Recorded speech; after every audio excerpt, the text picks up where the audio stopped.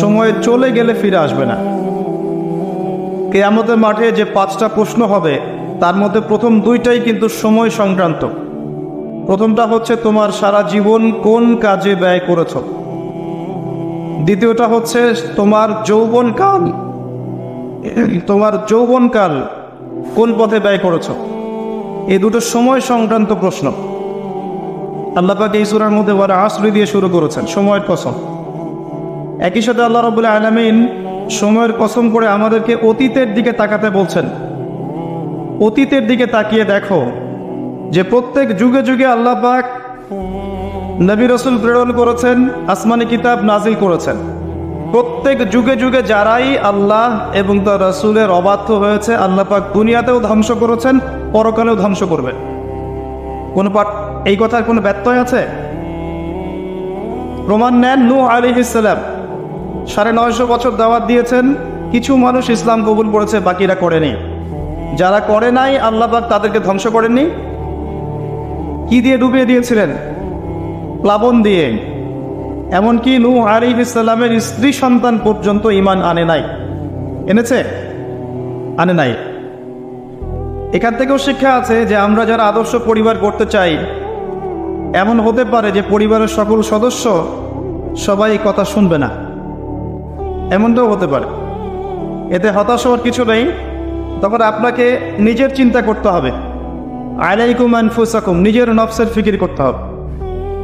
আপনি দাওয়াত দিতে দিতে ক্লান্ত হয়ে যান, যদি দাওয়াত দিতে দিতে বোঝাতে বোঝাতে ক্লান্ত হয়ে যান, তারপরেও আপনার কথা মানুষ না শোনে, আলাইকুম আনফুসাকুম, নিজের ফিকির করে।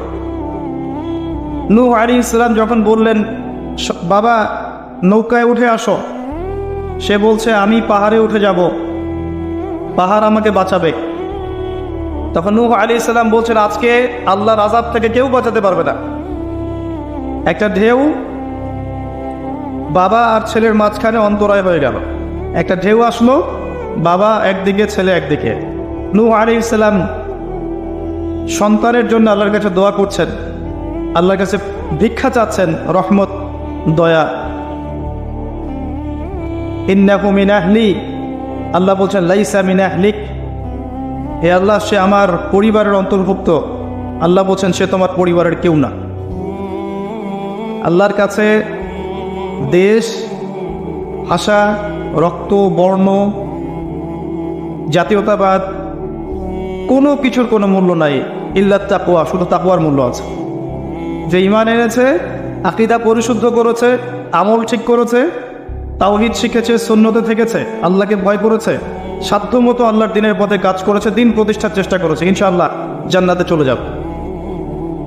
আর যে হোক না কেন, একজন নবীর স্ত্রী হোক না কেন, বা কোনো নবীর আত্মীয় হোক না কেন, যত বড় মানুষ হোক না কেন, যত বড় ধনী হোক, যত সম্পদশালী হোক, যত শৌর্য বীর্য ক্ষমতার অধিকারী হোক, যত কিছু থাকুক না কেন, ঈমান না থাকলে, আমল না থাকলে, তাকওয়া না থাকলে তাকে কেউ আল্লাহর আযাব থেকে বাঁচাতে পারবে না। পারবে? এটা মৌলিক কথা। আসলে মাহফিলে অনেক কথার প্রয়োজন নাই। আমার কথা বুঝতে পারছেন? অনেক বেশি কথার প্রয়োজন নাই। অল্প কিছু কথা যদি আপনার মনে আসার করে, দিলে আসার করে, যথেষ্ট। প্রথম কথা হচ্ছে এটা, ঈমান, তাওহীদ, নেক আমল, তাকওয়া, এগুলো ছাড়া কিছুই আমাদেরকে বাঁচাতে পারবে না। এবং যার যার হিসেব তাকে তাকেই দিতে হবে। নূহ আলাইহিস সালামের ছেলে জান্নাতে যেতে পারলো না, নূহ আলাইহিস সালামের স্ত্রী হয়েও তিনি জান্নাতে যেতে পারলেন না। প্রত্যেক যুগে যুগে ইব্রাহিম আলাইহিস সালাম, তার বাবা কি ঈমান এনেছে? আরে নাই। তার বাবার পরিণতি হয়েছে তাদের মতোই। লূত আলাইহিস সালাম, তার স্ত্রী কি ঈমান এনেছে? আরে নাই, পরিণতি একই। মুহাম্মদ সাল্লাল্লাহু আলাইহি ওয়াসাল্লামের চাচারা সবাই কি ঈমান এনেছে? তার বংশের মানুষ সবাই কি ঈমান এনেছে? অনেকেই তো তার সাথে শত্রুতা করেছে, করে নাই? আবু লাহাব তার চাচা নন? আবু লাহাব ঈমান এনেছে? চাচা হয়েও সে পার পেল না। তো এই হচ্ছে মূল কথা। আল্লাহ পাক সময়ের কসম করে বোঝাতে যাচ্ছেন, অতীতকালের দিকে তাকিয়ে দেখো, প্রত্যেক যুগে যুগে যারাই আল্লাহর অবাধ্য হয়েছে, তার রাসূলের অবাধ্য হয়েছে, আল্লাহর নাজিলকৃত বিধানের আনুগত্য করে নাই, আল্লাহ পাক দুনিয়াতেও শাস্তি দিয়েছেন, পরকালেও শাস্তি দিয়েছেন। একই সুন্নাহ প্রত্যেক যুগে যুগে। আরেকটা বিষয় আমাদের বুঝে আসে, সেটা হলো ওয়াল আসরি দিয়ে আল্লাহ পাক শেষ জামানার মানুষদেরকে সতর্ক করছেন বেশি। কারণ শেষ জামানার মানুষেরা সবচেয়ে বড় ফিতনার মধ্যে থাকবে, সবচেয়ে বেশি বেশি ফিতনা থাকবে এই জামানার মধ্যে। ব্যক্তি জীবনে ফিতনা থাকবে, ধর্মে ফিতনা থাকবে, পরিবারে ফিতনা থাকবে, সমাজে থাকবে, বিশ্বে থাকবে, সমস্ত ক্ষেত্রে ফিতনা থাকবে, ফিতনা দিয়ে ভর্তি। কিন্তু মানুষ মনে করবে তারা খুব ভালো কাজ করছে, মানুষ মনে করবে তারা খুব ভালো ভালো আমল করছে, কিন্তু এগুলো ফিতনার মধ্যে ডুবে আছে। আপনি দেখবেন এখন তাওহীদের মধ্যে শিরক ঢুকে গেছে, সুন্নতের মধ্যে বেদাত ঢুকে গেছে, দেখবেন হালাল রিজিকের মধ্যে হারাম ঢুকে গেছে। খুব কম মানুষই এখন হালাল রিজিক খায়, খুব কম মানুষই। সবার ঘরে ঘরে এখন সুদ, সবার ঘরে ঘরে দেখবেন ঘুষের টাকা ঢুকছে, দুর্নীতির টাকা ঢুকছে, আত্মসাতের টাকা ঢুকছে। খুব কম মানুষ হালাল খায়। অনেক সময় দেখবেন আমরাও দাড়ি টুপে রেখেও অনেক সময় বোনদের সম্পত্তির অধিকার দেই না, এমন হয় না? আমরাও অনেক সময় ধর্মীয় লেবাসেও দেখা গেছে আমরা টাকা পয়সা আত্মসাৎ করছি না? এরকম হিস্ট্রি আছে। খুব কম মানুষ আছে এই পৃথিবীতে যারা হালাল রিজিক খাচ্ছে। আমরা খাস করে দোয়া করি আল্লাহ যেন আমাদের সবাইকে হালাল রিজিক খাওয়ার তৌফিক দান। প্রতিটা ক্ষেত্রে ফিতনা। আপনি সংস্কৃতিতে যান, সেখানে দেখবেন সংস্কৃতির নামে আমরা মেয়েদের সাথে কি করেছি, নারী পুরুষের ফ্রি মিক্সিং করে দিয়েছি। নারী পুরুষ বেলাল্লাপনে একসাথে চলাফেরা করছে, যেখানে আল্লাহ পাক কিছু চাইতে বলেছেন পর্দার আড়াল থেকে, তাই না? সূরা আহজাব পড়েন, সূরা নূর পড়েন।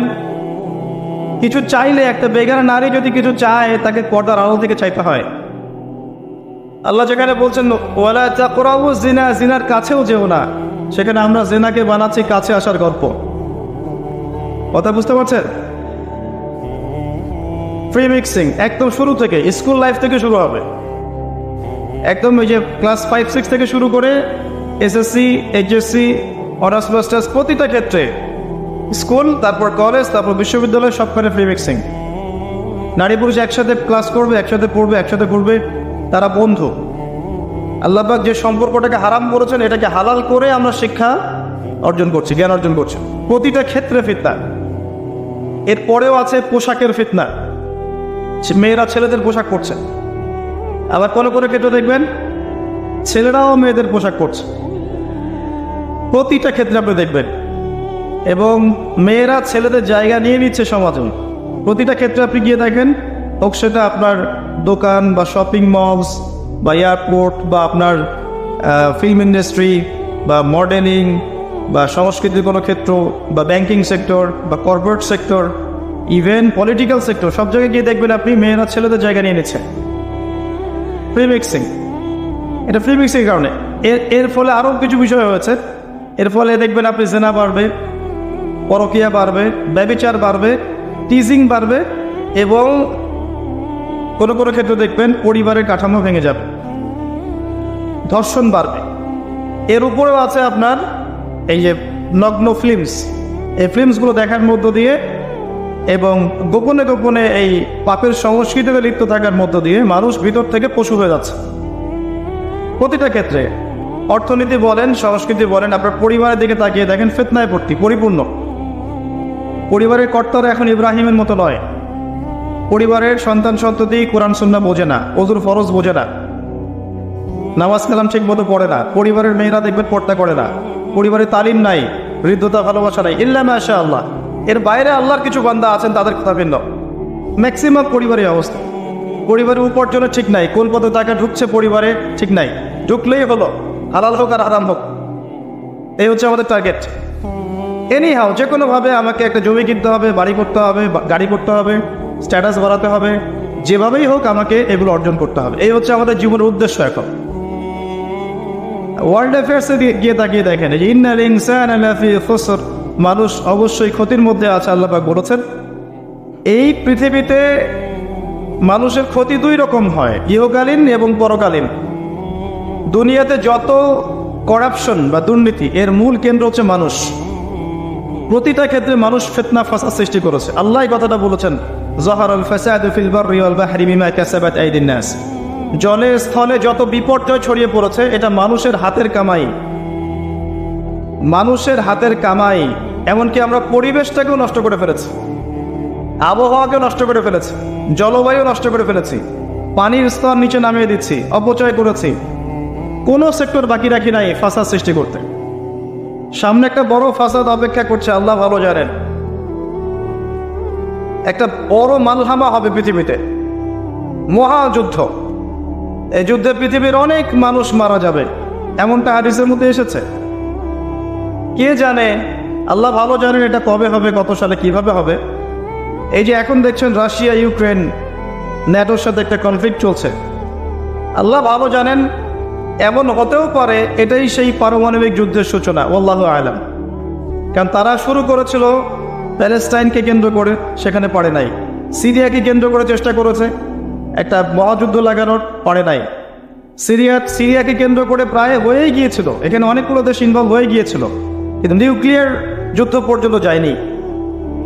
কিছু মানুষ চাচ্ছে, একটা সভ্যতা চাচ্ছে যে পৃথিবীতে একটা মহাযুদ্ধ ঘটুক, এর ফলে পৃথিবীর ম্যাক্সিমাম মানুষ যেন মারা যায়, পরাশক্তিগুলো দমন হয়ে যায়, সে নতুন করে রাইজ করবে, সেই অপেক্ষায় বসে আছে। এবং তার নাম কি সেটা আপনারা আমার চেয়ে ভালো জানেন। প্রথম বিশ্বযুদ্ধের পরে একটা কান্ট্রি বিশ্বের রুলিং স্টেট হয়েছে, দ্বিতীয় বিশ্বযুদ্ধের পর আরেকটা কান্ট্রি বিশ্বের রুলিং স্টেট হয়েছে। এখন অন্য কোনো রাষ্ট্রকে যদি পৃথিবীর শাসন রাষ্ট্র হিসেবে আত্মপ্রকাশ করতে হয়, তাহলে বিশ্বে আরেকটা বড় যুদ্ধের দরকার আছে। জ্ঞানী মানুষ ইশারা বুঝবেন, তারা এই চেষ্টাই করছে। এভাবে বিশ্বের পরাশক্তিগুলোকে তারা লড়িয়ে দেওয়ার চেষ্টা করছে, এবং পিছন থেকে তারা দাবার গুটি চালছে, তারা সামনে আসবে না। এগুলো তারা বুঝবে যাদের দু চোখ আছে, খিদর আলাইহিস সালামের মতো। তারা বুঝবে না, লাহুম কুলুবুন লা ইয়াফকাহুনা বিহা ওয়া লাহুম আযানুন লা ইয়াসমাউনা বিহা ওয়া লাহুম আ'য়ুনুন লা ইউবসিরুনা বিহা উলাইকা কাল আনআম বাল হুম আদাল। এই শ্রেণীর মানুষ এগুলো বুঝবে না। তো পৃথিবীর প্রতিটা ক্ষেত্রে ফাসাদ মানুষ সৃষ্টি করেছে, আর মানুষের জন্য এই পৃথিবীর ক্ষতি অপেক্ষা করছে, পরকালীন ক্ষতি অপেক্ষা করছে। মানুষ বুঝতে পারছে না যে এর ফলে কি হতে পারে। মেডিসিন বন্ধ হয়ে যেতে পারে, পরিবেশের মধ্যে অক্সিজেনের লেভেল কমে যাবে, ফ্রেশ বাতাস পাবে না মানুষ, ফ্রেশ খাবার পাবে না, ইকোনমি পড়ে যাবে, তেলের দাম বেড়ে যাবে, প্রেশিয়াস জিনিস পাবেন না, নিত্য প্রয়োজনীয় জিনিসের দাম বেড়ে যাবে। একটা ব্যাটল অনেক কিছু নষ্ট করে ফেলে, একটা যুদ্ধ বিশ্বের প্ল্যাটফর্ম চেঞ্জ করে ফেলতে পারে। আর যদি সেটা কোনো নিউক্লিয়ার যুদ্ধ হয় তাহলে তো কথাই নাই, যেখানে বোম একটা পড়বে শেষ, ম্যাসাকার। আর এখনকার নিউক্লিয়ার ওয়েপেন্সগুলো ওই জাপানের হিরোশিমা নাগাসাকির মতো নয়, এখনকারগুলো আরও অনেক শক্তিশালী। একটা বোমা একটা রাষ্ট্রকে উড়িয়ে দেওয়ার জন্য যথেষ্ট, মানুষ কঙ্কাল ছাই হয়ে যাবে, কিচ্ছু করতে পারবে না। আর যেসব রাষ্ট্রের এই ক্ষেপণাস্ত্র প্রতিরক্ষা ব্যবস্থা নাই, তাদের অবস্থা তো আরও অবস্থা খারাপ। কথা বুঝতে পারছেন না? ক্ষেপণাস্ত্র প্রতিরক্ষা ব্যবস্থা থাকে, কেউ যদি মিসাইল ছোড়ে সেটাকে আকাশেই ধ্বংস করা যায়। সেই প্রতিরক্ষা ব্যবস্থা যাদের নাই, তাদের কি অবস্থা হবে চিন্তা করতে পারে। এই মালহামায় মুসলিমরাও জড়িয়ে যাবে, কারণ বিশ্ব এখন একটা, যেটা আমরা বলি যে গ্রামের মতো, ভিলেজ, একটা ওয়ার্ল্ড ভিলেজ, বিশ্ব একটা গ্রামের মতো হয়ে গেছে এখন। একদিকে ঢিল পড়লে আরেকদিকে প্রভাব পড়বে, তাই পুরো বিশ্ব একটা পরিবারের মতো হয়ে গেছে। একদিকে সমস্যা সৃষ্টি হলে সমস্ত বিষয়ের দিকে ইফেক্ট হবে, প্রত্যেকটা রাষ্ট্র ইফেক্টেড হবে। তো কেউই আমরা ক্ষতি থেকে মুক্ত নই, না দুনিয়ার ক্ষতি না পরকালে। আর পরকালের ক্ষতি তো আপনারা আমার চেয়ে ভালো জানেন। মানুষের জন্য অপেক্ষা করছে পরকালের সওয়াল জবাব, কবরের আযাব, মিজান, ফুলসিরাত, জান্নাত, জাহান্নাম। ইন্নাল ইনসানা লাফি খুসর। তারপরেও মনে হয় আমাদের চালচলন দেখলে যে ক্ষতি আমাদেরকে স্পর্শ করবে না। আমাদের ব্যাপারটা একটা এমন যে আরে অন্যদিকে কি হয় হোক, আমি তো ভালো আছি। যখন সব কিছু নষ্ট হয়ে যায় তখন নিজেও ভালো থাকা যায় না, থাকা যায়? যখন সব কিছু নষ্ট হয়ে যায় তখন নিজেও আর ভালো থাকা যায় না। তো আমাদের ভাগ্যেও ক্ষতি অপেক্ষা করছে, এটা সময়ের ব্যাপার মাত্র। এখনও যদি আমরা সচেতন না হই, নিজেদের ফিউচারের চিন্তা না করি, নিজেদের আমল, আকিদা, পরিবার, রিজিক এগুলোকে না গুছিয়ে নেই, তাহলে সমস্যা আছে। আমরা কি সমস্যায় পড়তে চাই? আল্লাহ পাক আমাদের সবার আকীদাকে পরিশুদ্ধ করুন, আমিন। বেশি থেকে বেশি নেক আমল করার তৌফিক দান করুন, আমিন। আমাদের পরিবারগুলোকে আল্লাহ পাক জান্নাতি পরিবার রূপে কবুল করে নিন, আমিন। সবাইকে আল্লাহ পাক হালাল রিজিকের ব্যবস্থা করে দিন। দ্বীন ইসলামকে প্রতিষ্ঠা করার তৌফিক আল্লাহ পাক আমাদেরকে দান করেন। এবার আসেন, আল্লাহ 4টা কাজের কথা বলেছেন এই সূরার মধ্যে, ইন্নাল্লাযীনা আমানু ওয়া আমিলুস সলিহাত ওয়া তাওয়াসাউ বিল হক ওয়া তাওয়াসাউ বিস সবর। এই 4টা কাজ যে মুমিনরা করতে পারবে, মুসলিমরা করতে পারবে, আল্লাহ পাক তাদেরকে ফিতনা থেকে বাঁচিয়ে রাখবেন ইনশাআল্লাহ তাআলা। 1 নম্বর কাজ ঈমান। ঈমানের পিলার কয়টা? 3টা? 6টা? কয়টা? ইসলামের পিলার 5টা, ঈমানের পিলার কয়টা? 6টা। আল্লাহর প্রতি বিশ্বাস 1 নম্বর, ফেরেশতাগণের প্রতি বিশ্বাস 2 নম্বর, 3 নম্বর আসমানি কিতাব সমূহে বিশ্বাস, 4 নম্বর নবী রসুলগণে বিশ্বাস, 5 নম্বর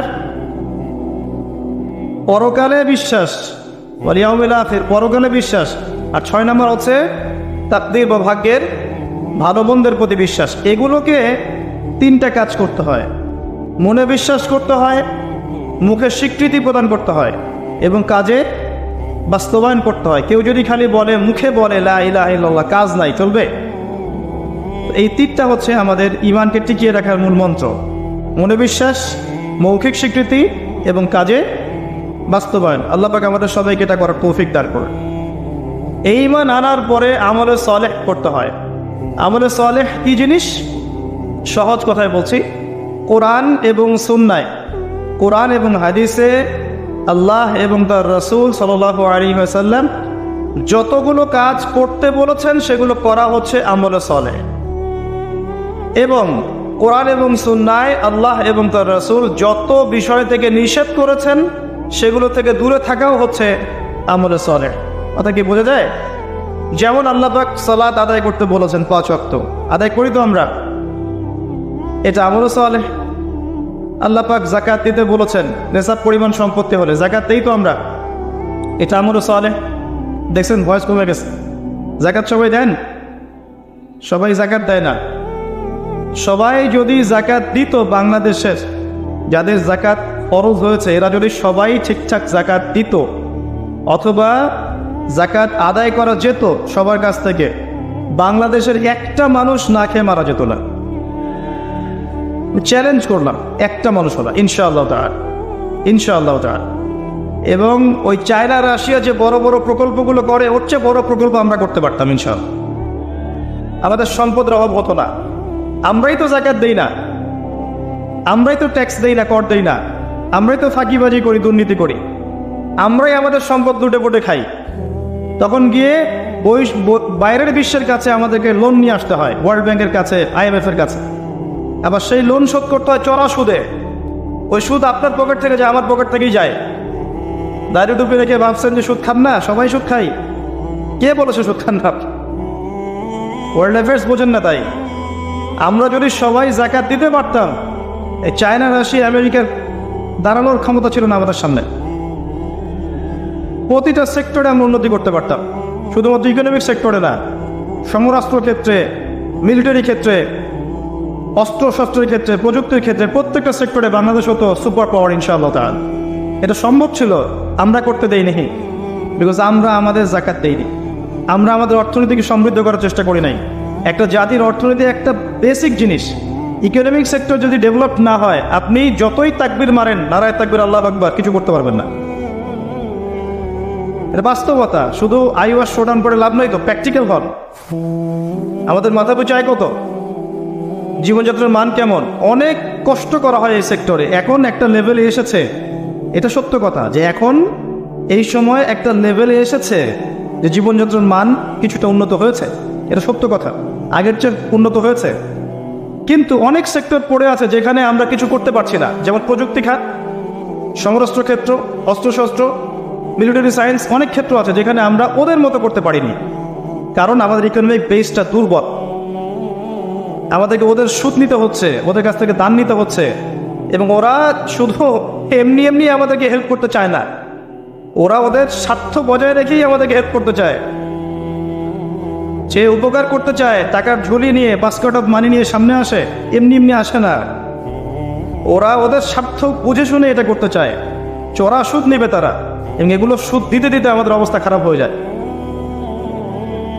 জাকাত দেন প্রিয় ভাইরা, জাকাত দেন। জাকাত আপনার ইকোনমিক সেকশনটাকে সাম্যাবস্থায় নিয়ে আসবে, এবং যাদেরকে আল্লাহ পাক কিছু ক্ষমতা দিয়েছেন তাদের উচিত, আমি সম্মানের সাথে বলবো, তাদের উচিত যে নিসাব পরিমাণ সম্পদ যাদের হয়েছে, মুসলিমদের অ্যাটলিস্ট, এটা তো অমুসলিমদের সাথে সম্পর্কিত না, মুসলিমদের নিসাব পরিমাণ সম্পদ যাদের হয়েছে, এই জাকাতটাকে সুষ্ঠুভাবে আদায় করার একটা সিস্টেম চালু করেন।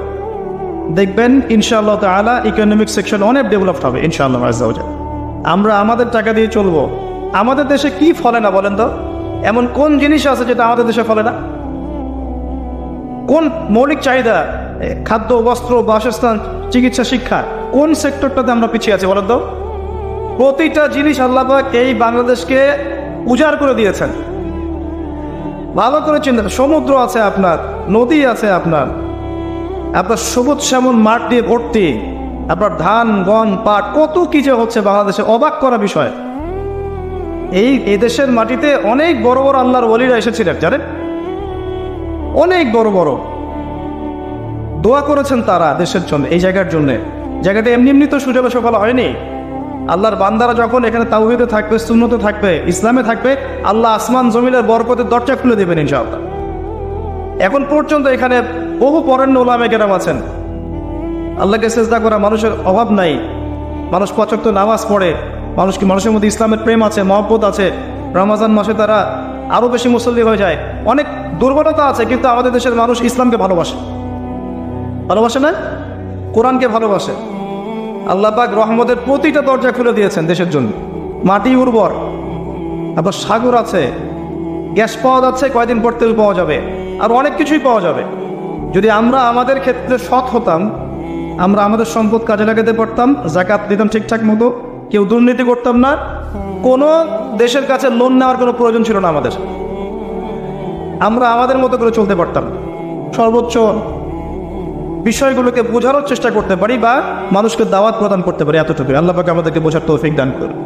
প্রতিটা ক্ষেত্রে আমরা উন্নতি করতে পারবো যদি আপনি সালাতে আসেন, জাকাতে আসেন, ইসলামে আসেন, কোরআন সুন্নায় আসেন। কি বলছিলাম?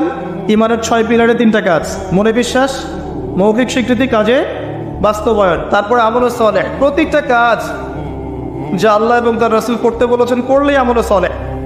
যেমন নামাজ, আমলে সালেহ; যাকাত, আমলে সালেহ। আপনি সামর্থ্য হলে হজ করবেন, আমলে সালেহ; উমরা করবেন, আমলে সালেহ। রমজান মাস আসছে সামনে, রমজানে 30টা রোজা রাখবেন, তারাবির সালাত করবেন, কোরআন খতম দেবেন, সব কি আমলে সালেহ। আমরা দোয়া করি আল্লাহ পাক যেন আমাদের সবাইকে রমজানে পৌঁছে দেন এবং বেশি থেকে বেশি রমজানে আমল করিয়ে গুনাহ মাফ করানোর তৌফিক আল্লাহ পাক আমাদেরকে দান করে দেবেন।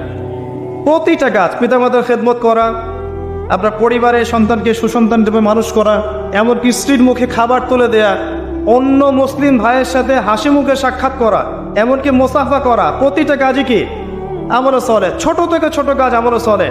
মুসলিম ভাইকে দেখেছেন, হাসি মুখে সালাম দিয়েছেন, আমলে সালেহ। আপনি স্ত্রীকে মহব্বত করে খাইয়ে দিয়েছেন, আমলে সালেহ। গার্লফ্রেন্ডকে খাওয়ালে আমলে সালেহ হবে না, স্ত্রীকে খাওয়াতে হবে।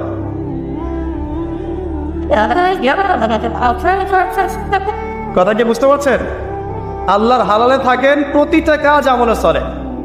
আপনি বাথরুমে যাচ্ছেন, দোয়া পরে ঢুকলেন, দোয়া পরে বের হলেন, আমলে সালেহ। ঘুমাচ্ছেন, দোয়া পরে ঘুমাচ্ছেন, ঘুম থেকে উঠে দোয়া পড়লেন, আমলে সালেহ। প্রতিটা কাজ, একটা কাজও বাদ নাই। পোশাক পরছেন, পোশাক পরে দোয়া পড়েন, আমলে সালেহ। ঘর থেকে বের হচ্ছেন, ঘর থেকে বের হওয়ার দোয়া পড়েন, আমলে সালেহ। কি চাচ্ছেন? জিকির আজগার করছেন, সুবহানাল্লাহ, আলহামদুলিল্লাহ, আল্লাহু আকবার, আমলে সালেহ। দিনের জ্ঞান অর্জন করছেন, আমলে সালেহ। সবকিছুই আমলে সালেহ। যদি আপনার প্রতিটা কাজ নবী সাল্লাল্লাহু আলাইহি ওয়াসাল্লামের সুন্নত মতো হয়, প্রতিটা কাজই আমলে সালেহ। একজন ছেলে মনে করেন দাড়ি রেখেছে, কথা বোঝেন, দাড়ি রাখতো না, আগে ক্লিন শেভ করতো, এখন আল্লাহ পাক হেদায়েত দিয়েছেন, দাড়ি ছেড়ে দিয়েছে। যতদিন তার দাড়ি ছেড়ে দেওয়া আছে না, প্রত্যেক মুহূর্তে সে নেকি পাবে ইনশাআল্লাহ। কথা বুঝতে পারছেন? টাকনুর নিচে কাপড় পরতো, প্যান্টটা কেটে উপরে তুলেছেন। এই যে যতক্ষণ সে কাপড়টা পরে আছে উপরে, আল্লাহকে ভয় করে, কার ভয়ে? আল্লাহর ভয়ে, এই প্রতিটা মুহূর্তের জন্য নেকি হবে ইনশাআল্লাহ। আপনি দিনের জ্ঞান অর্জন করতে গেছেন, আলেম ওলামার কাছে গেছেন, মাদ্রাসায় গেছেন, বক্তব্যে গেছেন, এই যে যতক্ষণ সময় আপনি এখানে আছেন প্রতিটা মুহূর্তের জন্য আপনি নেকি পাবেন। বিয়ে করেছেন আপনি চরিত্র হেফাজত করার জন্যে, এই যে আপনি পরিবার চালানোর জন্যে। ইতিমধ্যে একটা আমি অ্যানাউন্সমেন্ট দিয়ে নিই, সেটা হচ্ছে প্যান্ডেলের মধ্য থেকে ইতিমধ্যে অনেকগুলো মোবাইল হারিয়ে গেছে। তো সবাই দয়া করে সতর্ক থাকেন, নিজ নিজ মোবাইল নিজের কাছে রাখেন। এবারটাও মনে আমল সলের নিয়াতি আসছে। তাই শোনো ভাই, যে কাজগুলো করেছো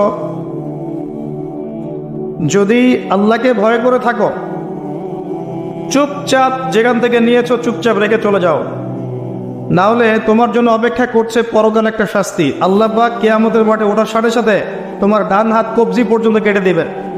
খুব সতর্ক। আর এই কথাটা আল্লাহ পাক আমার মুখ দিয়ে বের করালেন, তোমার কানে কিন্তু পৌঁছেছে, তুমি দাওয়াত পেয়েছো, সতর্ক আমি করেছি। চুরির শাস্তি কবজি পর্যন্ত হাত কেটে ফেলা। আমাদের চুরির শাস্তি গণধোলাই দেওয়া হয় না, এটা ঠিক না, এটা গায়ে আইন হাতে তুলে নেবেন না। শাস্তি হাত কেটে ফেলা এটা ইসলামিক লস, এখানে বাস্তবায়িত নাই, কিন্তু এটা লস। আল্লাহ পাক এটা করবেন কিন্তু পরকালে, সতর্ক সাবধান থাকবেন। আর সিসকে চোরকে আর কত পিটাবেন? আপনার আমার মাথার উপরে তো অনেক বড় বড় চোর বসে থাকে, তখন কি করবেন? কোটটাই স্যুট পরে মানুষকে লুটছে, যত বেশি বাহ্যিক চাকচিক্য তত বড় প্রতারণা করা হয়, লুটপাট করা হয়। এগুলো তো আপনি কিছু করতে পারবেন না। যে ভাই এই কাজ করেছেন, আল্লাহর ওয়াস্তে এই বিষয়গুলো রেখে চলে যান, গোপনে রেখে চলে যান। ইনশাআল্লাহ আল্লাহ পাক আপনার পাপকে গোপন করে দিবেন, আল্লাহ আপনাকে মাফ করে দিবেন। আল্লাহকে ভয় করে এগুলো রেখে চলে যান। যদি আপনি এই হারাম টাকা নিজের পেটে ঢোকান, জাহান্নামের আগুন পেটে ঢোকাবেন। আল্লাহ পাক বোঝার তৌফিক দান করুন। আসেন, আমি লম্বা সময় আলোচনা করতে পারবো না, আমি গুটিয়ে নেব। আমরা আমলে সালেহের কথা বলছিলাম। প্রতিটা কাজ যদি আপনি নবী সাল্লাল্লাহু আলাইহি ওয়াসাল্লামের সুন্নাহ মতো করেন, আমলে সালেহ হবে। চরিত্র রক্ষা করার জন্য আপনি বিয়ে শাদী করেছেন, পরিবারকে ভরণ পোষণ করাচ্ছেন, এমনকি স্ত্রীর সাথে যে মিলিত হচ্ছেন, এটাও আপনার নেকি হবে ইনশাআল্লাহ। প্রতিটা কাজ। একই সাথে আরেকটা পয়েন্ট বলবেন না, কোরআন এবং সুন্নাতে আল্লাহ পাক যত বিষয়কে নিষেধ করেছেন, এই নিষেধগুলো বর্জন করার নামও কিন্তু আমলে সালেহ। শুধুমাত্র নেকি কাজ করব আর পাপ কাজ ছাড়বো না, এমনটা কিন্তু আমলে সালেহ নয়। যেমন আল্লাহ পাক শিরিক করতে নিষেধ করেছেন, শিরিক না করা আমলে সালেহ। কুফরি করতে নিষেধ করেছেন, কুফরি না করা আমলে সালেহ। আল্লাহ পাক বেদাত করতে নিষেধ করেছেন, বেদাতি আমল না করা কি আমলে সালেহ। আল্লাহ পাক হারাম খেতে নিষেধ করেছেন, হালাল খাওয়া আমলে সালেহ। আল্লাহ পাক পর্দা করতে বলেছেন, বেপর্দায় না চলা আমলে সালেহ। আল্লাহ পাক জেনার ধার কাছেও যেতে নিষেধ করেছেন, তাই চরিত্র রক্ষার জন্য বিয়ে করা কি আমলে সালেহ। প্রতিটা কাজ যা আল্লাহ করতে বলেছেন করা আমলে সালেহ, রাসূল করতে বলেছেন সাল্লাল্লাহু আলাইহি ওয়াসাল্লাম করা আমলে সালেহ। সেই প্রতিটা কাজ যা আল্লাহ এবং তার রাসূল নিষেধ করেছেন, সেগুলো না করাও আমলে সালেহ। মনে থাকবে কথা। আমাদের একটা সমস্যা বলি এখন, আমরা যেটা করি সেটা হলো আমরা অনেক ভালো কাজ করি ঠিকই, কিন্তু আল্লাহর হারামগুলোকে ছাড়তে পারি না। কথা ঠিক না বেঠিক? দেখবেন নামাজ পড়ি 5 ওয়াক্ত, সুদ ছাড়তে পারি না, আছে না? আমরা যাকাত, আমরা দান সাদাকা করি মাঝে মাঝে, ফরজ যাকাত দেই না। দেখবেন যে তাহাজ্জুদ করছে বাবা, মেয়ে বেপর্দায় করে বেড়াচ্ছে, আছে না? বছর বছর হজ উমরা করছি, এদিকে আল্লাহর হালালকে হারামও করছি, আল্লাহর হারামকে হালাল করছি। এই কাজগুলো আমরা করি না। আমরা অনেক সময় ভালো অনেক কাজ করি, দান সাদাকা করি, নফল দান সাদাকা করি, জুমার নামাজে যাই, ঈদের নামাজে যাই, হ্যাঁ, প্রতিবেশীর খোঁজ নেই, মানুষকে রক্ত দেই, চিকিৎসার জন্য কাজ করি, শিক্ষা ক্ষেত্রে কাজ করি, অনেক কিছুই করি আমরা ভালো কাজ, কিন্তু আল্লাহর নিষেধগুলো কিন্তু ছাড়ি না। আল্লাহর নিষেধটা ছাড়া সবচেয়ে বড় কথা, কারণ নেক আমল করা সহজ, আল্লাহর নিষেধ ছাড়াটা খুবই কঠিন, এটা মনে রাখবেন। নেক আমল করা সহজ, আল্লাহর জন্য কিছু ছাড়া অনেক কঠিন, অনেক কঠিন। আল্লাহ পাক আমাদেরকে ছাড়ার তৌফিক দান করুন। এরপর আল্লাহ পাক বলেছেন ওয়াতাওয়াসাউ বিল হাক্কি ওয়াতাওয়াসাউ বিস সাবর, যারা হকের উপদেশ দেয় পরস্পরকে, একে অপরকে হকের উপদেশ দেয়। হকটা কি জিনিস? হকটা কি? এর সংজ্ঞা কে দিবে? আমি দিব না, আপনি দিবেন না, আল্লাহ দিবেন? কার সংজ্ঞা দিবেন? হকটা কি কে বলবে, কে বুঝাবে? আল্লাহ বুঝাবেন। আল্লাহ বলছেন হকের সংজ্ঞা, সূরা কাহফ। আজকে জুমার রাত না? সূরা কাহফ অবশ্যই পড়বেন। সূরা কাহফের ফজিলত আপনাকে আল্লাহ পাক মাসিহুদ দাজ্জালের ফিতনা থেকে বাঁচাবে ইনশাআল্লাহ। এই সূরার 29 নম্বর আয়াতে গিয়ে দেখবেন আল্লাহ পাক হকের সংজ্ঞা দিয়েছেন। আল্লাহ পাক বলেছেন ওয়াকুলিল হাক্কু মির রাব্বিকুম, হক সেটাই, ভালো করে শোনেন, হক সেটাই, সত্য মিথ্যার মানদণ্ড সেটাই, ন্যায় অন্যায়ের মানদণ্ড সেটাই, জ্ঞানের মানদণ্ড সেটাই, ঠিক আছে, যেটা তোমার রবের পক্ষ থেকে নাজিল হয়। আচ্ছা, কি নাজিল হয়েছে? এখন আপনি বলেন কি নাজিল হয়েছে? যখন তাওরাত নাজিল হয়েছিল ওটাই হক ছিল, ইনজিল নাজিল হয়েছে ওটাই হক ছিল, জাবুর নাজিল হয়েছে ওটাই হক ছিল। এখন কি আছে? কোরআন এবং এর ব্যাখ্যা হাদিস। কিয়ামত পর্যন্ত কি অন্য কোনো উৎস আসবে? অন্য কোনো নবী আসবেন? আর কোনো রসুল আসবেন? গোলাম আহমেদ কাদিয়ানী যতই বলুক, সে কি নবী হয়ে যাবে? সুবহানাল্লাহ। মানুষ, কিছু মানুষ এখন তাদেরকেও নবী বলে গ্রহণ করছে। আর এটা কিয়ামতের সাইন। আমি অবাক হচ্ছি না, কারণ নবী সাল্লাল্লাহু আলাইহি ওয়াসাল্লাম বলেছেন কিয়ামতের আগে 30 জন ভণ্ড নবীর আগমন ঘটবে। কতজন? তার মধ্যে 4 জন হচ্ছে মহিলা, তার মধ্যে 4 জন কে? মহিলা, বাকিরা পুরুষ। তো এই হলো অবস্থা। নবী সাল্লাল্লাহু আলাইহি ওয়াসাল্লামের ঠিক পরেই আবু বকর রাদিয়াল্লাহু আনহু যুগেও একাধিক খণ্ড নবীর আগমন ঘটেছিল, এখনো হচ্ছে। এরপরে কিয়ামত পর্যন্ত কোন নবী আসবে? নবীর ওয়ারিশগণ থাকবে। নবীর ওয়ারিশ কারা? উলামায়ে কেরাম, তারা নবীর ওয়ারিশ। এবং আমার নাসিহা হচ্ছে আপনি কোরআন এবং সুন্নাহটাকে তাদের সোহবতে গিয়ে পড়েন এবং বোঝেন। এটা সবচেয়ে বেশি ইম্পর্ট্যান্ট, কারণ কোরআন এবং সুন্নাহ তাদেরকে দেখে শিখলে আপনি ভালো শিখতে পারবেন। এবং এটা হচ্ছে সেই নববী সুন্নাহ। এখানে গিয়ে আপনি দেখতে পারেন, একজন সাধারণ মানুষ হিসেবে আপনি দেখতে পারেন যে অনেকের মাঝখানে হয়তো ইখতিলাফ আছে, ঠিক আছে, মতপার্থক্য আছে। এই মতপার্থক্যে আপনি ঢুকবেন না। তারা যদি মতপার্থক্য করে এটা তাদের উপর ছেড়ে দেন। আপনি সবাইকে সম্মান করবেন। কথা বুঝতে পারছেন? আপনি সব আলেমদেরকে সম্মান করবেন। হকপন্থী ওলামায়ে কেরাম যারা আছেন সবাইকে আপনি সম্মান করবেন। সবার সাথে আপনি সখ্যতা বজায় রাখবেন। তারা আপোষে কার সাথে কি করছে এটা আপনার দেখার দরকার নেই। কথা বুঝতে পারছেন?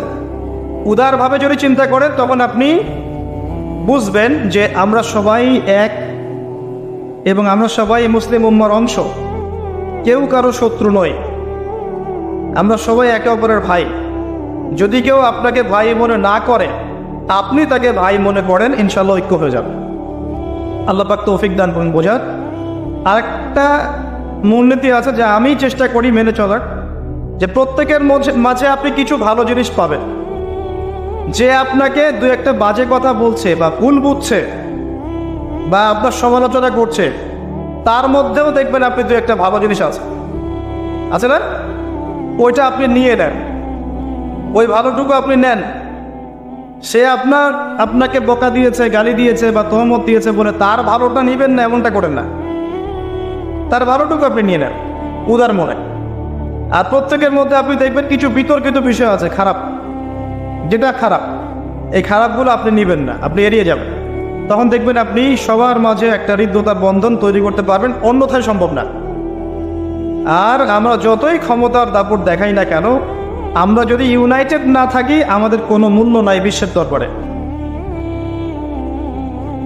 শোনেন ভাই, আল কোরআনুল কারীমকে অবমাননা করা, একজন অমুসলিম, একজন নাস্তিক বা একজন মুরতাদ কোরআনকে অবমাননা করেছে, এর চেয়ে বড় অবমাননা আমার দৃষ্টিতে এটাই যে কোরআনের একটা সরাসরি বিধানকে আমরা লঙ্ঘন করছি। আপনাকে দেখাচ্ছি। আল্লাহ পাক বলেছেন ওয়া'তাসিমু বিহাবলিল্লাহি জামিআ, এটা প্রথম হুকুম। তোমরা আল্লাহর রজ্জুটা শক্ত করে ধরো, ওয়া'তাসিমু শক্ত করে ধরো, জামিআন ঐক্যবদ্ধভাবে, এভাবে হাতের আঙ্গুলগুলোর মধ্যে কোনো ফাঁক নাই, সেভাবে। সূরা সাফ পড়ে দেখবেন কান্নাহুম বুনিয়ানুম মারসুস, এভাবে আল্লাহ পাক ধরতে বলেছেন, এভাবে। এটা প্রথম হুকুম। তারপরেই আবার বলেছেন ওয়ালা তাফাররাকু, এরকম হয়ে যেও না।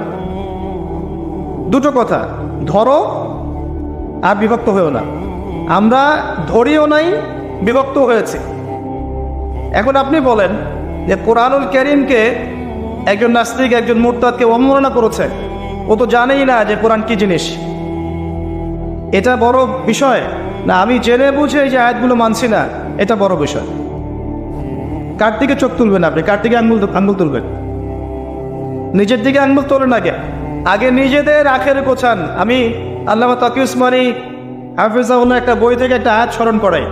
একটা আয়াতকে নীতির একটা বই লিখে ফেলেছেন যে ইয়া আইয়ুহাল্লাযীনা আমানু আলাইকুম আনফুসাকুম লা ইয়াদুররুকুম মান দাল্লা ইন ইহতাদাইতুম ইলাল্লাহি মারজিউকুম জামিআন ফায়ুনাব্বিউকুম বিমা কুনতুম তা'মালুন। হে মুমিনগণ, তোমরা আগে নিজেরা নিজেদের নফসকে ঠিক করো, নিজের ঘর নিজে ঠিক করো, নিজের ঘর নিজে ঠিক করো, নিজের নফস নিজে ঠিক করো। আগে নিজের দিকে আঙ্গুল তোলেন। আমাদের দুর্বলতা কোথায়? আমাদের তাওহীদের সমস্যা আছে, সুন্নতে অনেক সময় সমস্যা আছে, রিজিকের সমস্যা আছে, ঐক্য নাই, মিল মহব্বত নাই, ইউনাইটেড প্ল্যাটফর্ম নাই। অন্যের দিকে আঙ্গুল তুলতে যাবেন কি জন্যে? আগে নিজে ঠিক করেন। আলাইকুম আনফুসাকুম, এখানে আমরা কোরআনের সরাসরি বিরোধিতা করেছি, লঙ্ঘন করেছি। এটা কোরআনের আরো বড় অবমাননা আমার দৃষ্টিতে। এজন্যই রিকোয়েস্ট করি যে অ্যাটলিস্ট অর্থগুলো বোঝার চেষ্টা করুন। আপনি তিলাওয়াত তো করবেনই, প্রত্যেক হরফে 10 টাকা পাবেনই, এটাতে তো কেউ বাধা দিবে না। প্রত্যেক হরফে 10 টাকা করে নাকি পাবেন। এই যে আয়াতটা আমি পড়ে শোনালাম, এটার যদি অর্থটা আপনি না জানতেন তাহলে কি এই মেসেজটা পেতেন? এই মেসেজটা কি পাওয়ার দরকার নাই? এটাই আল্লাহ পাক বলছেন ওয়াদারু মা বাকিয়া মিনার রিবা, সুদের অবশিষ্ট অংশ ছেড়ে দাও। ওয়াইল্লাম তাফআলু, যদি তোমরা এটা না করো ফাআযানু বিহারবিন মিনাল্লাহি ওয়া রাসূলিহি, আল্লাহ এবং তার রাসূলের সাথে যুদ্ধের ঘোষণা শুনে রাখো। আল্লাহ এটা বলছেন, আমি খাচ্ছি। কে অবমাননা করলো বেশি, আমি না নাস্তিক? কে করলো? আর এই যে আয়াতটা আমি পড়ে শোনালাম, এটার যদি আপনাকে আমি অর্থটা না বলতাম, আপনি কি বুঝতে পারতেন? এই অর্থ জানার দরকার নাই। এটাই বোঝাচ্ছে প্রতিটা ক্ষেত্রে। ওয়ালা তাকরাবু জিনা, জিনার কাছেও যেও না। আমরা করছি। আতিউল্লাহ ওয়া আতিউর রাসূল, আল্লাহর আনুগত্য করো, রাসূলের আনুগত্য করো, করছি না। তো আমরা কোরআনের যে আয়াতগুলোকে মানছি না বা আমল করছি না, এটা কি কোরআনের অবমাননা হচ্ছে না? এবং আল্লাহর এই মেসেজগুলো যে আমরা বোঝার চেষ্টা করছি না, এটা কি কোরআনের অবমাননা হচ্ছে না? কোরআনের ভিতরে তো ঢুকতে হবে, এর হকটা আদায় করতে হবে। আল্লাহ পাক আমাদেরকে বোঝার তৌফিক এনায়েত করুন, আমিন। এবং এই কাজগুলো কাদের? যারা এগুলোর জ্ঞানে দক্ষ, তাদের কাছে গিয়ে আপনি এগুলো জানবেন। এতে তাদের সম্মান আরও বাড়বে, কমবে? কখনো না। হকটা আল্লাহর পক্ষ থেকে আসে এবং এই হকের দাওয়াত একে অপরকে দিতে বলা হয়েছে। যত মানুষ আপনার আহ্বানে হকপন্থী হবে, হকের পথে আসবে, এই সমস্ত মানুষের নেকি আপনি পাবেন ইনশাআল্লাহ তাআলা। এবং যদি কেউ আপনার দ্বারা বাতিলপন্থী হয়ে যায়, পথভ্রষ্ট হয়ে যায়, তাহলে ওই মানুষদের গুনাহও কিন্তু আপনার কাঁধে চলে আসবে। তাই সতর্ক হওয়া উচিত আমাদের সবার। আল্লাহ পাক আমাদের সবাইকে সতর্ক হওয়ার তৌফিক এনায়েত করুন, আমিন। সর্বশেষ আল্লাহ পাক বলেছেন ওয়াতাওয়াসাউ বিস-সাবর, ধৈর্যের কথা। সবর মানে এটা নয় যে আমি পরিস্থিতি পরিবর্তনের অপেক্ষায় বসে আছি, এখন খারাপ সময় চলছে, এক সময় ভালো সময় আসবে, আমি ভালো হয়ে যাব, এটার নাম সবর নয়। সবর মানে খারাপ অবস্থার পরিবর্তনের চেষ্টা করা, এর জন্য স্ট্রাইভ করা। সবরের এক্সাম্পল আপনি নেন, নূহ আলাইহিস সালাম থেকে 950 বছর দাওয়াতি কাজ করেছে। সবরের এক্সাম্পল নেন ইব্রাহিম আলাইহিস সালামের কাছ থেকে, পরিবার ছেড়ে দিয়েছেন, সমাজ ছেড়ে দিয়েছেন, আগুনের পরীক্ষাও দিয়েছেন। সবর নেন ঈসা ইবনে মারইয়ামের কাছ থেকে, আল্লাহ পাক শেষে পৃথিবীতে জায়গায় হয়নি, আল্লাহ পাক তাকে আসমানে তুলে নিয়েছেন। সবর দেখেন মুহাম্মদ সাল্লাল্লাহু আলাইহি ওয়াসাল্লামের 23 বছর নবী হওয়ার পরে কত যে নির্মম অত্যাচার তাকে সহ্য করতে হয়েছে আমাদের কল্পনার বাইরে। তাকে সারা জীবনে 16টা গালি খেতে হয়েছে, তাকে 15 বার মানুষ হত্যা করার চেষ্টা করেছে, আত্মীয় স্বজন তাকে তিরস্কার করেছে, গলার মধ্যে গামছা পেঁচিয়েছে, এই যে আপনার উটের ভড়ি নাড়ি ভড়ি পিছে চাপিয়ে দিয়েছে, দেয় নাই? তাকে দেশ থেকে চলে যেতে হয়নি, তায়েববাসী তাকে আঘাত করেনি, উহুদের প্রান্তরে তার দাঁত শহীদ হয়ে যায়নি। এত কিছু করতে হয়েছে কি জন্যে? হকের জন্যে। এই সবরের প্রশ্ন আসবে যখন আমরা হকের উপর থাকবো, তখন সবরের প্রশ্ন আসবে। গোল আলু মার্কা মুসলিম হলে তার সবরের প্রশ্ন আসছে না। কথা বুঝতে পারছেন না? যদি যে বিষয়গুলো নিয়ে কথা বললে বা যেগুলো করলে কোনো সমস্যা নাই, কেউ কিচ্ছু বলবে না, খাওয়ার পর মিষ্টি খাওয়া সুন্নত, তাই না? তাসবিহ তাহলিল করা সুন্নত, তারপরে খাওয়ার আগে বিসমিল্লাহ, খাওয়ার শেষে আলহামদুলিল্লাহ, বাথরুমে যাওয়ার আগে একটা দোয়া, বের হওয়ার সময় পরে একটা দোয়া। এই যে বিষয়গুলো আছে, যেগুলো ইসলামের চরম শত্রুর মুখের উপর বললেও তার কোনো সমস্যা নাই, তখন কোনো বাধার প্রশ্ন আসবে না।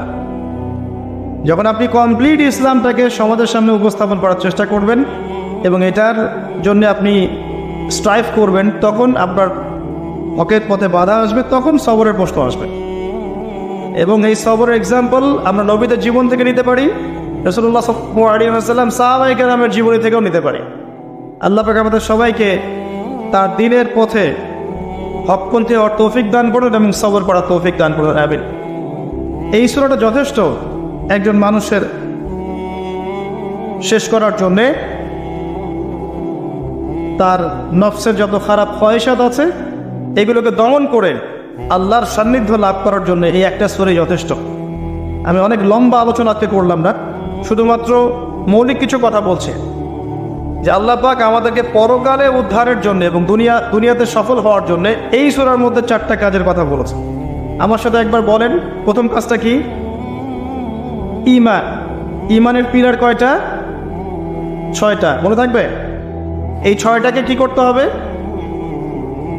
মনে বিশ্বাস, মুখে স্বীকৃতি, কাজে বাস্তবায়ন। এরপরে আসবে আমলে সালেহ। আমলে সালেহ কাকে বলে? আল্লাহ এবং তার রাসূলের সমস্ত আদেশ মানা কি? আমলে সালেহ। তার সমস্ত নিষেধ বর্জন করা কি? ঈমান। আমলে সালেহের সাথে লাগবে হকের দাওয়াত। হক কোনটা? যেটা বলেন আল্লাহর পক্ষ থেকে নাজিল হয়েছে, আল্লাহর ওয়াহি। আল্লাহর ওয়াহি এখন কি? কোরআন এবং সুন্নাহ। এই কোরআন সুন্নাহকে আপনি নিজে আমল করবেন, পরিবারে আমল করাবেন, চেষ্টা করবেন সমাজে বাস্তবায়ন করার। আল্লাহ আপনাকে যেখানে সামর্থ্য দিয়েছেন সেখানে আপনি করবেন। আল্লাহ পাক তৌফিক দান। কেউ দাঁড়ানোর চেষ্টাও করি না, কেউ তো হয়তো নামাজের দোয়াও করি না, কেউ কোনো শব্দ উচ্চারণ করি না। প্রথম কয়েকদিন আমরা অনলাইন লেখালেখি করেছিলাম, শেষ, খালাস। অথচ আজকের ঈদের খুশির দিন ওই মজলুম ভাইদের জন্য, আজকে ঈদের খুশির দিন তাদের জন্য।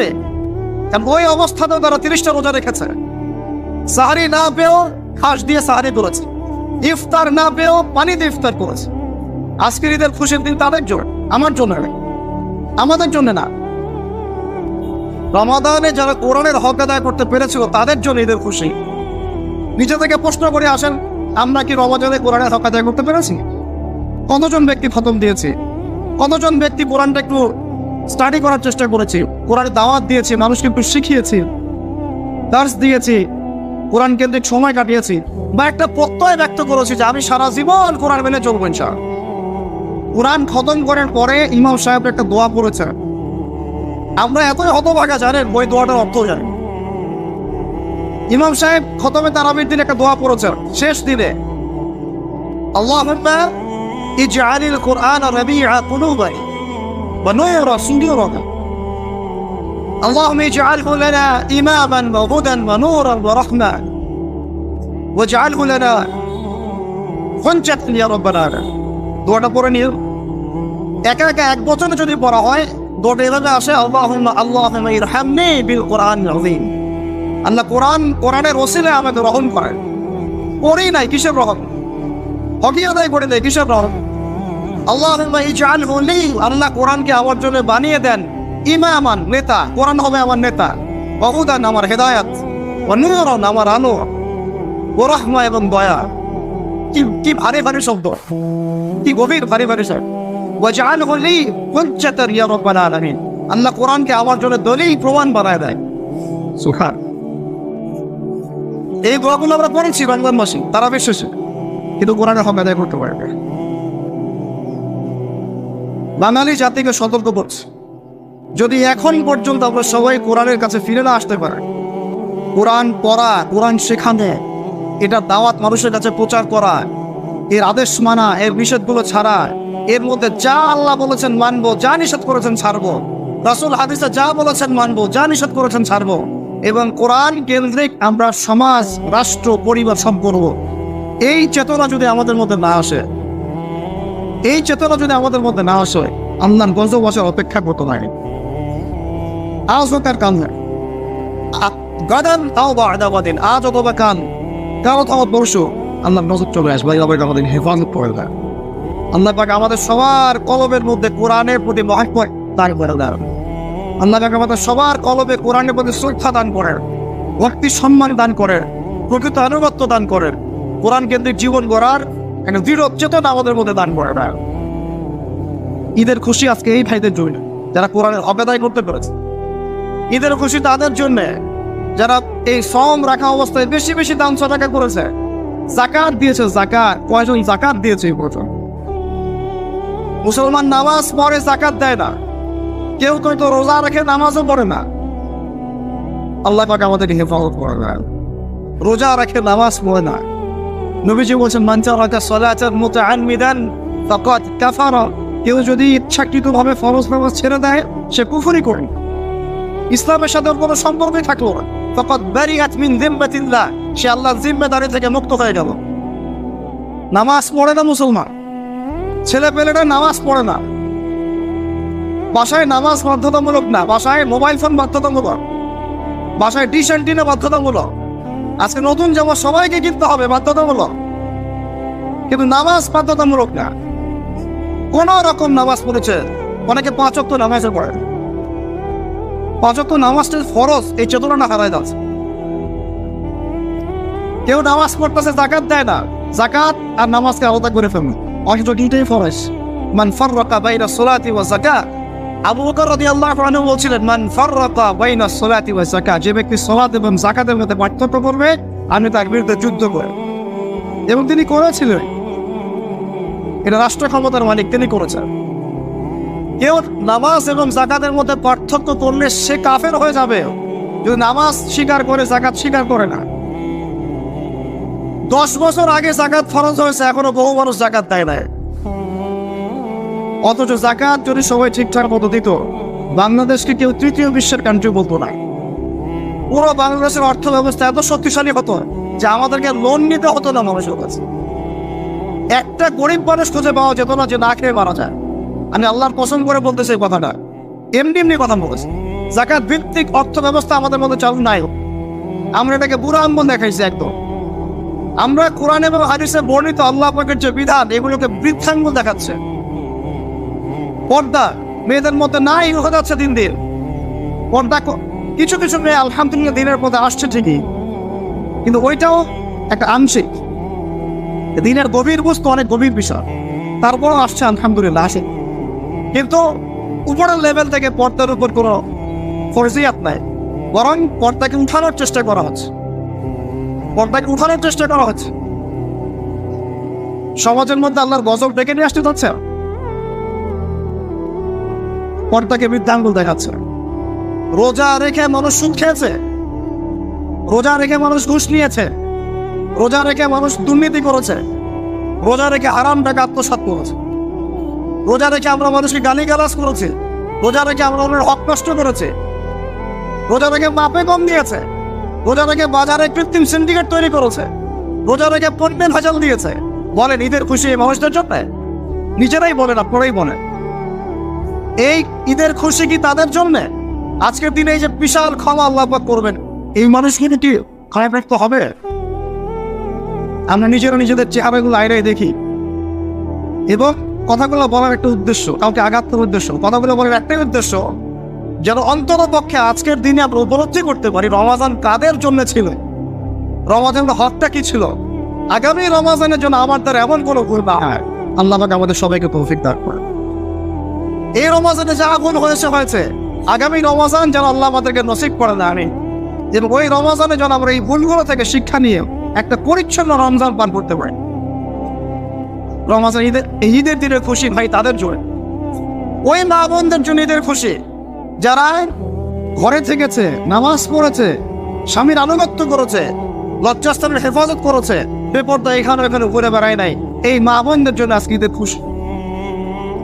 যারা ছেলেদের সাথে ডেটিং করেছে, ওখানে চটপটি খেয়েছে, ওইখানে ছেলের সাথে বাইকে ঘুরেছে, বন্ধুর সাথে গল্প করেছে, হ্যাঁ ফ্রি মিক্সিং এর মধ্যে ছিল, এই মেয়েদের জন্য ঈদের খুশি।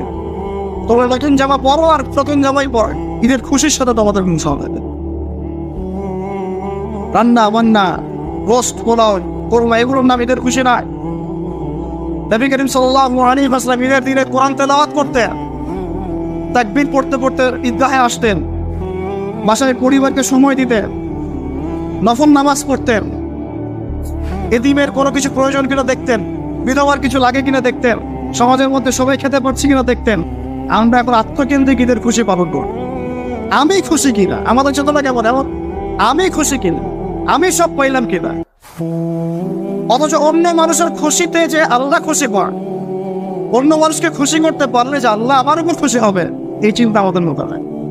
আমি খুশি কিনা, আমি বেশি উপার্জন করতে পারছি কিনা, খেতে পারলাম কিনা, আমার বাড়িতে বড় নষ্ট আসলো কিনা, বড় মুরগিটা আসলো কিনা, বড় গরু আসলো কিনা। সমাজে হাজার হাজার এদিন ছেলে পড়ে আছে, বিধবা পড়ে আছে, মিসকিন পড়ে আছে, খোঁজ নেওয়ার কোনো মানুষ পাওয়া আছে।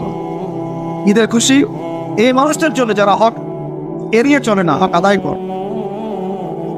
রমজান মানেই ছিল ভাই কোরআন, রমজান মানেই ছিল সংযম, রমাদান মানে ছিল আত্মশুদ্ধি। আত্মশুদ্ধি কি ছিল? আমি একটু একটা আয়াত তেলাওয়াত করেছিলাম, قد أفلح من تزكى وذكر اسم ربه فصلى। আল্লাহ সূরা আনার মধ্যে বলেছেন আজকের এই ঈদের খুশি তাদের জন্য যারা আত্মশুদ্ধি অর্জন করতে পেরেছে এবং আল্লাহর নাম নিতে নিতে ঈদগাহে এসেছে, সালাত আদায় করেছে। রমাদান মাসে আত্মশুদ্ধি অর্জন করতে পেরেছে কিনা নিজেরা আমরা আত্মসমালোচনা করি। রমাদান মাসটা পার করার পরে আমরা কি আল্লাহকে একটু কাছে পাচ্ছি না আগের অবস্থাতেই আছে? তাহলেই বুঝতে পারবো যে আত্মশুদ্ধি অর্জন হয়েছে কিনা। রমাদান মাস ওই বান্দাদের জন্য, আজকে ঈদের খুশি ওই বান্দাদের জন্যই রমাদান মাসে বেশি বেশি দোয়া করতে পেরেছে আল্লাহর কাছে, দোয়া করে গুনাহগুলো মাফ করাতে পেরেছে, চেয়েছে আল্লাহর কাছে, চোখের পানি ফেলেছে, কয়েকজন চোখের পানি ফেলেছে, কত দিন চোখ দিয়ে পানি পড়েছে। 30টা দিন তারাবির তেলাওয়াত শুনেছে, কয়দিন চোখ দিয়ে পানি পড়েছে। 30টা দিন আমরা রাতের বেলা উঠেছি তাহাজ্জুদে, কয়জনের চোখ দিয়ে পানি পড়েছে। আল্লাহর কাছে কান্নাকাটি করে, অনুনয় বিনয় করে, নিজের জন্য, নিজের পরিবারের জন্য, উম্মতের জন্য দোয়া করে, দোয়া কবুল করাই নিতে পেরেছে। এই মানুষদের জন্য ঈদের খুশি। বলেন আমরা আপনারা কি তার মধ্যে আছি? আমাদের ঈদের খুশি বান্দাদের জন্য। ঈদের খুশি আমি বারবার বলছি, ঈদের খুশি ওই মানুষদের জন্য যারা কোরআনের হক আদায় করতে পেরেছে, রোজার হক আদায় করতে পেরেছে, যাকাত দিয়েছে, বেশি বেশি দান সদকা করেছে, আল্লাহর কাছে কান্নাকাটি করে গুনাহ মাফ করাতে পেরেছে। যে মানুষগুলো তাহাজ্জুদ গুজার ছিল, বেশি বেশি আল্লাহর জিকির করেছে, কোরআন পড়েছে, মানুষকে পড়িয়েছে, এর অনুযায়ী জীবনভরের প্রত্যয় ব্যক্ত করেছে, অন্যের বিপদে পাশে দাঁড়িয়েছে, অসহায় মিসকিনদের পাশে দাঁড়িয়েছে, যাকাত ফিতর আদায় করেছে, সাদাকাতুল ফিতর দিয়েছে। এই মানুষগুলো যখন আজকে তাকবীর পড়তে পড়তে এখানে এসেছে, আল্লাহ রাব্বুল আলামিন তার ফেরেশতাদেরকে বলছেন, হে আমার ফেরেশতারা, আমার ওই বান্দারা কি চায়, তাদেরকে আমি কি পুরস্কার দেব? ফেরেশতারা বলেন যে আল্লাহ, তাদের উত্তম যে প্রতিদান সেটা দেওয়াই তো তাদের আপনার পক্ষ থেকে যে উত্তম প্রতিদান, সেটা প্রাপ্য প্রতিদান দেওয়াই তো হচ্ছে ইনসান। আল্লাহ রাব্বুল আলামিন তখন বলেন, তোমরা সাক্ষী থাকো, আমি আবার এই বান্দাদেরকে মাফ করে দেব। আমরা জানি আমরা এই বান্দাদের মধ্যে হয়তো অন্তর্ভুক্ত হতে পারি না, হয়তো বা। এখন আল্লাহর কাছে আমরা দোয়া করি, আল্লাহ রাব্বুল আলামিন যেন আমাদের সবাইকে রমজান মাসের এই ভুল ত্রুটিগুলো থেকে মাফ করে দেয়।